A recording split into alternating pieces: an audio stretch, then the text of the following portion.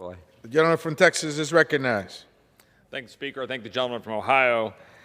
Here we sit on the floor of the House of Representatives, and we're talking about allegedly crime, but we're not talking about, of the 17,000 homicides last year, the 800 homicides in Chicago, the 562 homicides in Philadelphia, the 89 homicides in Austin, Texas, blowing away the former record of 59 homicides. In the 12 major cities that broke their homicide records in 2021, all have Democratic mayors. We're seeing it across the country. We're seeing the absolute destruction of law and order across the United States of America through the defunding of police, through the attack on police as we sit here in Police Week, undermining the ability to prosecute bad guys. Nobody in this chamber would say we shouldn't prosecute bad guys. As a former federal prosecutor, sign me up. Let's prosecute bad guys. I'm all for it. But we understand what this is actually about. We understand what propping up a domestic terrorism unit in this FBI, in this administration's federal government, what it's all about. Because we saw it in naked display last fall. And we see through all of the information we're getting from whistleblowers, we see in the information that we're getting on tags targeting parents, we see on the empowerment of the FBI to focus and target parents in collusion with the National Association of School Boards, in active coordination with the National Association of School Boards, we're seeing the targeting of parents. And this isn't made up.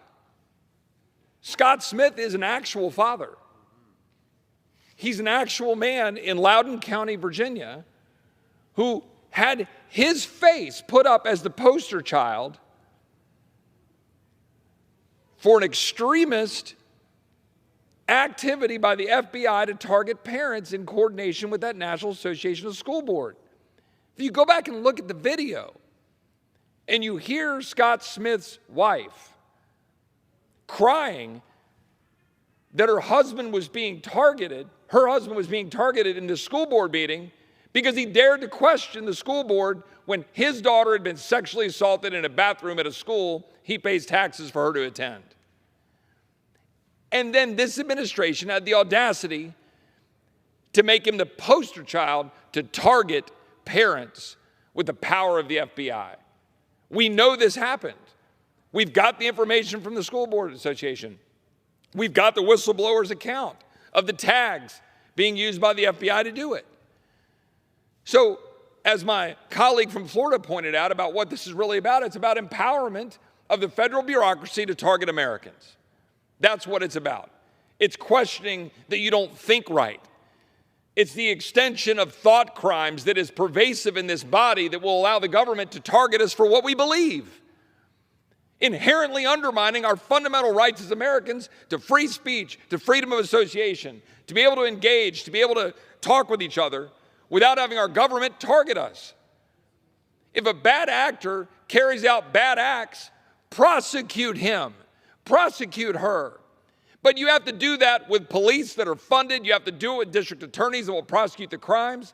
And you have to be honest about saying we need to target criminals for criminal acts and not thought crimes. This is nothing more than empowering the federal government to police thought and speech in the United States of America, and we should oppose it roundly. I yield back. The gentleman reserves. The gentleman from New York is recognized.